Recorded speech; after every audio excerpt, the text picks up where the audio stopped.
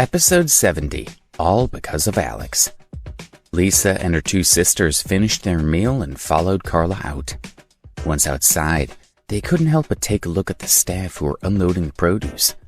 They saw that there was lobster, sea cucumber, abalone, and other expensive ingredients in the truck, which seemed to be the same one they had seen days ago in front of the Sunset restaurant.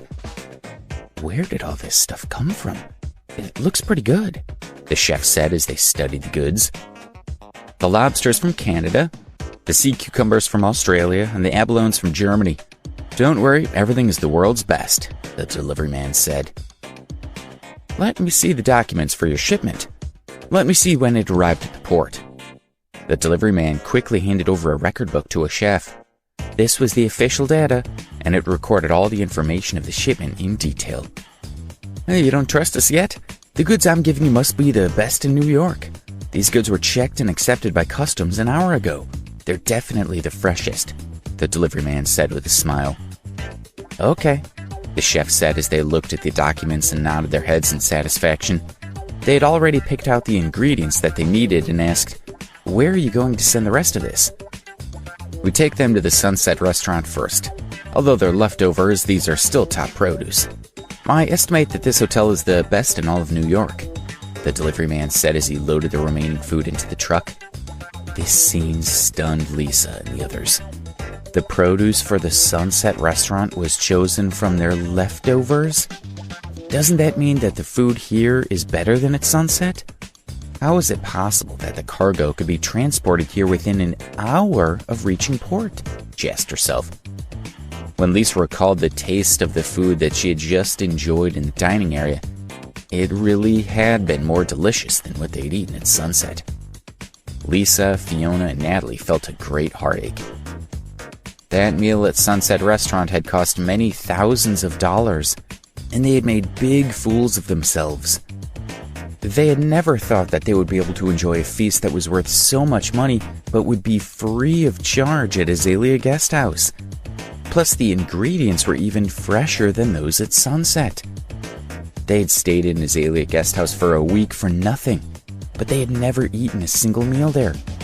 When they thought about losing so much money all at once, Lisa and the others felt as if their hearts were being cut out bit by bit. "Are you all right?" Carla asked with concern. Why did the three of them turn so pale all of a sudden? "Mind your own business." Lisa gave Carla a hard look, thinking that Carla had been dining at the hotel all week. She looked at her with even more distaste, as if she had taken advantage of her.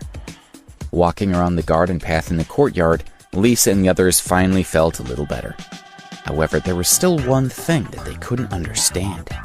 Why was the Azalea Guest House restaurant so much more sophisticated than Sunset? This was just a rundown hotel that was about to shut down. At that moment, they happened to be near the hotel's front entrance. "I'm sorry, but please don't pass yet. You can take a detour to the other side," a man in a suit and shiny leather shoes said as he blocked their path. He looked like a staff member. "Oh, okay." Lisa saw how handsome this man was and agreed in a daze. She stood beside Fiona and her sisters. There were several staff members there, and all of them were tall and wore earphones. They wore serious expressions and said something into their earphones from time to time. A few minutes later, the staff members started getting nervous and looked towards the entrance. A flashy car with a red flag slowly drove up. A foreigner stepped out of the car. A man who looked like he was in charge went to shake hands with the foreigner. After exchanging a few pleasantries with the translator, the man in charge invited the foreigner to enter through Azalea Guest House's gate. Surprisingly, there were also a few reporters following behind them with cameras. A smartly dressed staff member stood nearby to protect them. As they walked ahead, the man in charge introduced the Azalea Guest House to the foreigners through translators. The foreigners looked at the surroundings and nodded from time to time. As they passed by Lisa and the others, they heard the man say, "This hotel is specially designed to receive the most respected guests. We've previously received the Secretary of State for Finance, the Chancellor of the University of Oxford, and the head of the United Nations Educational, Scientific, and Cultural Organization." The foreigner nodded and spoke in a foreign language. The translator quickly said, Minister Yayatari said that he is honored to be able to stay in a place where so many distinguished people have stayed. He hopes that this trip to New York can attract more investment for EI Salvador. As the group spoke, they walked toward a large conference room by the courtyard. Lisa and the others were shocked when they heard their words. What kind of hotel was Azalea Guest House? They've even received powerful people such as foreign ministers and chancellors, they wondered.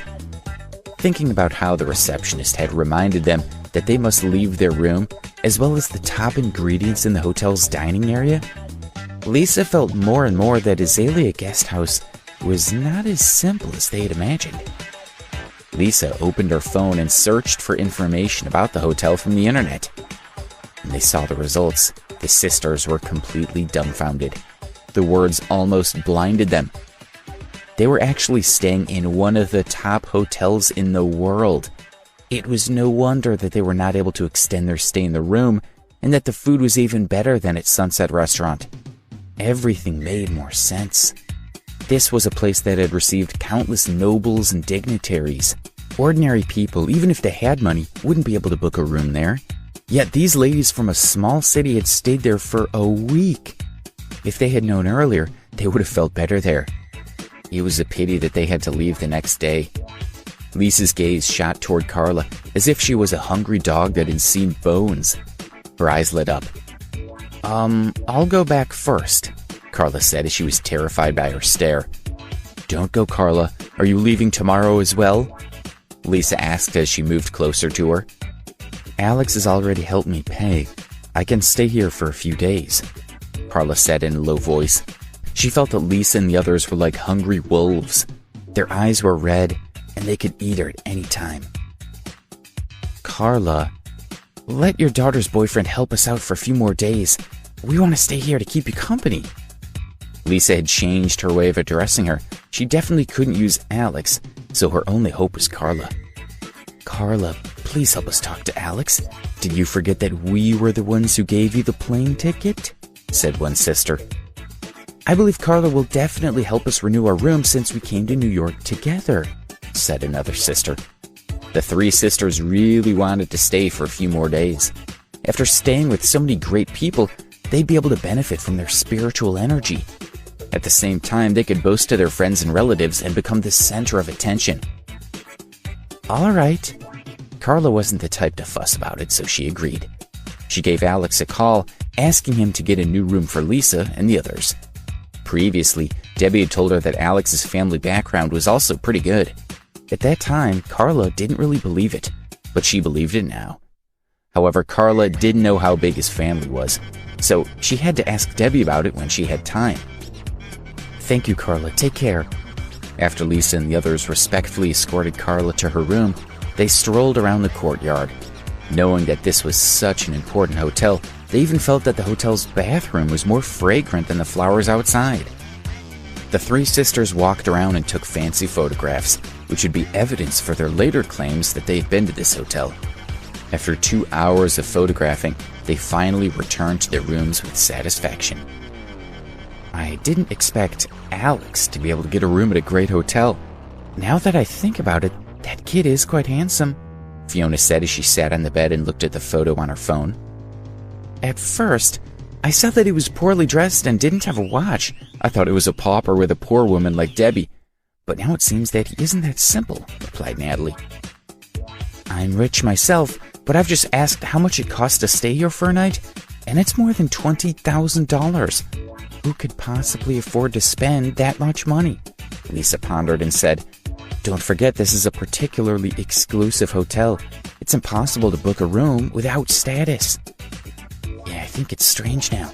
Think about this. Why did Manager Hood treat us so courteously on our first day at Sunset Restaurant? It must have been out of respect for one of us. At first we all thought it was Darren, but it doesn't look like that's the case after what happened today, Natalie analyzed calmly. Only Alex. Lisa paused, then continued. I didn't think that Alex would hide himself so well at such a young age. That's right. Which of the normal rich kids aren't arrogant and cruel?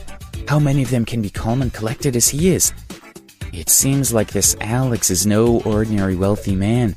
This kind of person is very powerful. He will definitely be very successful in the future, Fiona said, and the other two nodded in agreement. If only Donna could be with Alex. It seems like Carla and her daughter still don't know that Alex is from a top family. This is an opportunity, Lisa began to scheme. That's right. In front of Alex, Darren is nothing, said one sister. I'll tell Donna, although the chances are slim. But if I don't give it a try, I'll regret it for the rest of my life, Lisa said with a serious look in her eyes.